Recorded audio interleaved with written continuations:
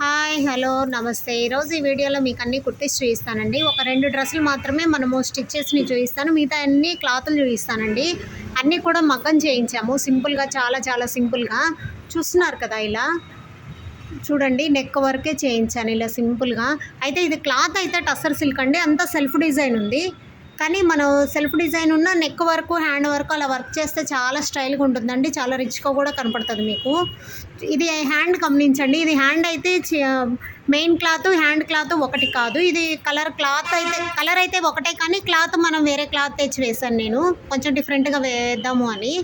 చూడండి, అయితే ఇది నెక్ కూడా వర్క్లో వేరే కలర్ అయితే యూజ్ చేయలేదండి. మనం సెల్ఫ్ కలర్ యూజ్ చేయడం వల్ల దుప్పటా ఒకసారి ఒకటి మనం అలా దుప్పటాస్ చేంజ్ చేసుకోవచ్చు.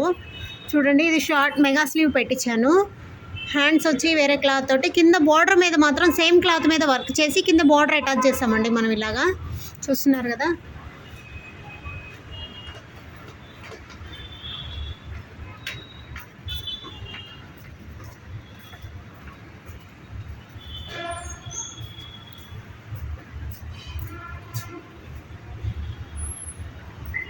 ఇది దుప్పటా వచ్చి మొత్తం పిచ్వాయ్ ప్రింట్ అండి.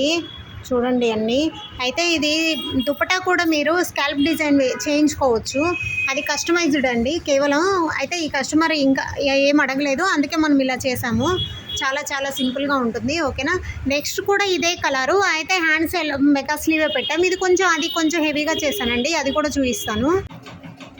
చూస్తున్నారా, ఇది కొంచెం హెవీగా చేయించానండి, చాలా చాలా బాగుంది. ఇది వర్క్ కూడా మొత్తం జర్దోసి వర్క్, చాలా హెవీగా ఉంటుంది, రిచ్గా కూడా కనపడుతుంది. ఇలా చేయించుకోవడం వల్ల మీకు డ్రెస్సు ఫంక్షన్ వేర్గా వేసుకోవచ్చు, తక్కువ కాస్ట్లో అయిపోతుంది ఇలా. ఈ వీడియో నచ్చినట్లయితే లైక్ చేయండి, షేర్ చేయండి, సబ్స్క్రైబ్ చేసుకోండి. Thank you.